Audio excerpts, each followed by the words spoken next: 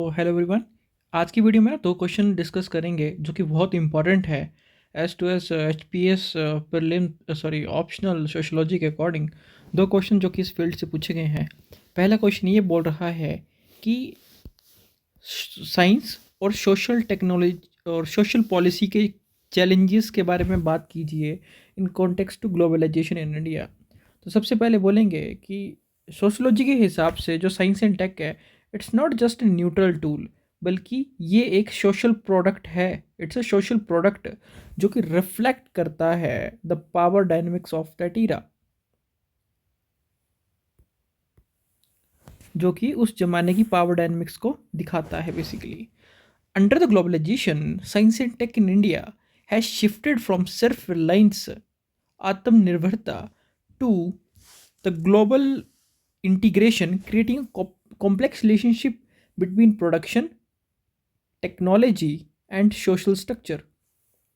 कि ग्लोबलाइजेशन के चक्कर में इंडिया का जो साइंस एंड टेक पॉलिसी है वो आत्मनिर्भर से शिफ्ट करके ग्लोबल इंटीग्रेशन की तरफ चली गई है, जिससे प्रोडक्शन और सोशल स्ट्रक्चर के बीच में कॉम्प्लेक्स रिश्ता जो है वो बन गया है बेसिकली।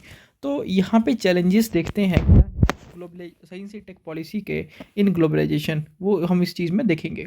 पहला चैलेंज है digital divide and social stratification. मतलब इसका मतलब ये है कि बेसिकली इस पॉइंट में बात करते हैं कि digital divide and the social stratification के बारे में यहाँ पे बात हो रही है। कहते हैं कि globalisation promote high tech automations and ICT led growth. However in India this is a reinforces a dual policy, a dual society, while the technopoles जैसे कि Bengaluru are globally integrated, but the rural organized sector remain technological marginalized. This create a new form of social stratification based on the this very digital literacy rather than just traveling caste or class. इसका ये बोलने का मतलब है कि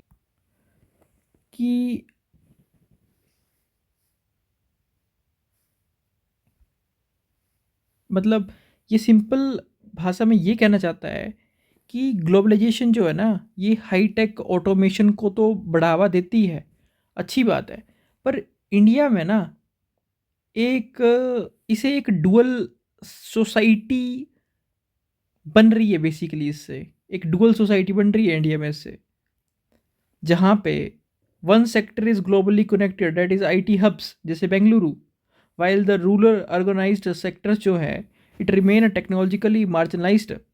सो एक हिस्सा तो आईटी हब का के जरिए पूरी दुनिया से जुड़ रहा है, जैसे फॉर एग्जांपल बेंगलुरु, पर कुछ गांव के अनऑर्गेनाइज सेक्टर आज भी टेक्नोलॉजी से पीछे हैं बेसिकली।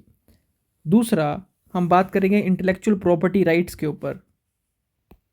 तो यहाँ पे कहते हैं कि intellectual property right versus traditional knowledge की जब बात आती है, तो कहते हैं कि टेक्नोलॉजिकल रिजिम्स जैसे कि world trade organization and TRIPS often prioritize corporate patents over commercial heritage. मतलब the policy challenge is to protecting indigenous technologies, for example Ayurveda knowledge, from biopiracy, while stimulating and creating a legal environment that invites foreign direct investments। देखो मतलब साफ है कि global जो regimes हैं जैसे कि वर्ल्ड ट्रेड ऑर्गेनाइजेशन और TRIS, उनके ना कॉन्फ्लिक्ट्स देखे जाते हैं इंडियन ट्रेडिशनल नॉलेज के साथ, फॉर एग्जांपल आयुर्वेदा। तो WTO और ट्रिप्स जैसे ग्लोबल जो रूल्स हैं अक्सर इंडिया के ट्रेडिशनल नॉलेज के साथ उनके टकराव देखे गए हैं। This challenge is about protecting the indigenous technology while inviting the this foreign direct investment FDIs। Challenge ये है कि हम अपनी इंडिजीनियस टेक्नोलॉजीज़ को कैसे बचाएं और बाहर की FDIs भी कैसे लाएं, वो दिक्कत है। नेक्स्ट टॉपिक है about the dependency and authority. Maclear ने नोट किया कि associations like state must serve the community. जैसे मैकलेयर ने कहा कि एसोसिएशन जैसे स्टेट्स को कम्युनिटी के सेवा करनी चाहिए।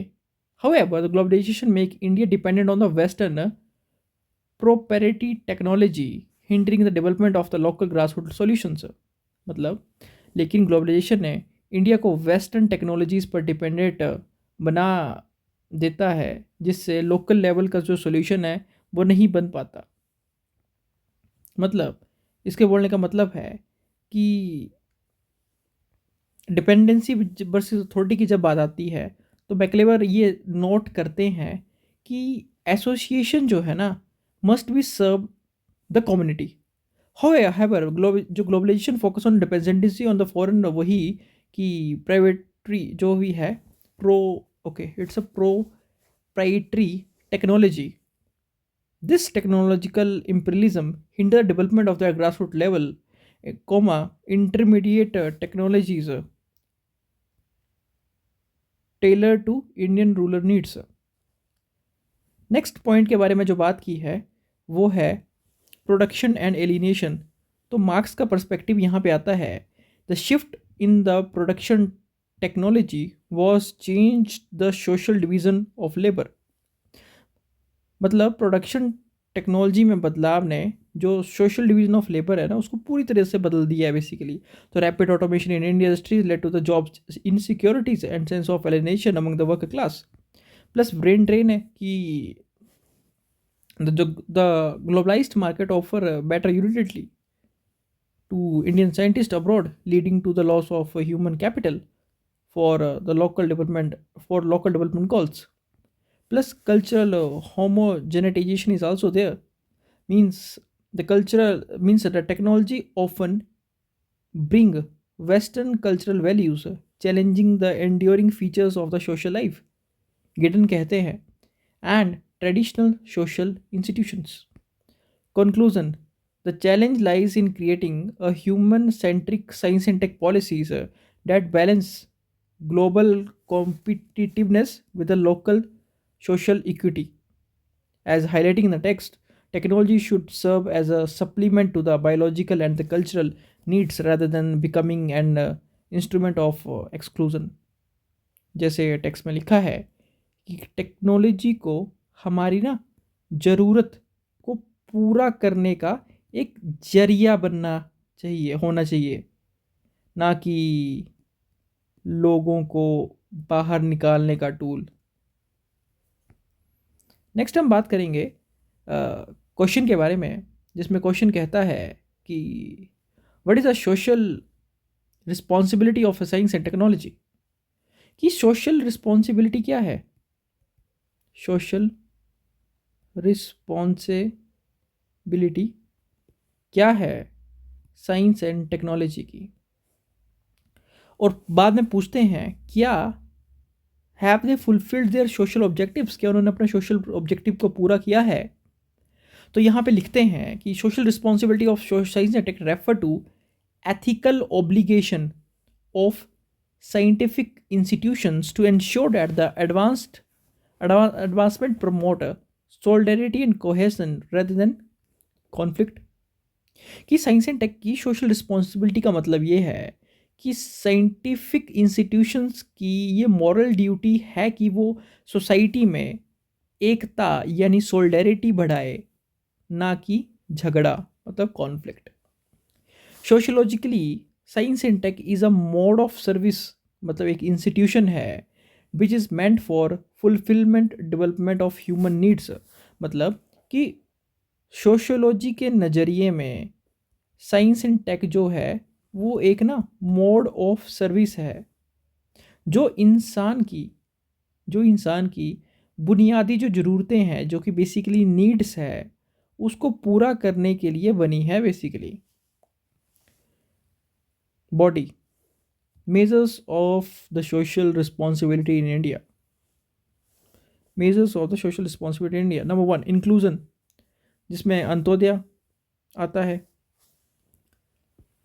तो जैसे कि कुछ टेक्नोलॉजी जैसे कि UPI, digital payment and direct benefit transfer are the modern measures to ensure that the science and technology reach at the last man mile. Number 2, ethical research.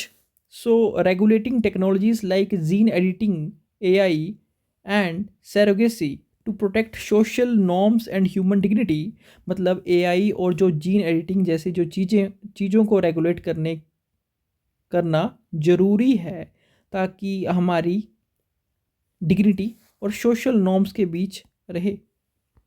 Then environmental स्टीवॉर्डशिप भी है हमारे पास, मतलब एज पर 2023 जो कि question पूछा गया है कि science and technology is responsible to provide clean environment through the green hydrogen and carbon capture. तो साइंस एंड टेक की जिम्मेदारी है कि वो ग्रीन हाइड्रोजन जैसे टेक से ह्यूमन के एक साफ मॉडल दे, पब्लिक हेल्थ का भी एक अच्छा रोल डालेंगे। The role of science and tech during the COVID pandemic provides it responsible for replacing lost personals and maintaining the social order functionalist view। कि कोरोना के टाइम पे साइंस एंड टेक्नोलॉजी ने दिखाया कि कैसे वैक्सीन और technology social order को गिराने से बचा सकते हैं।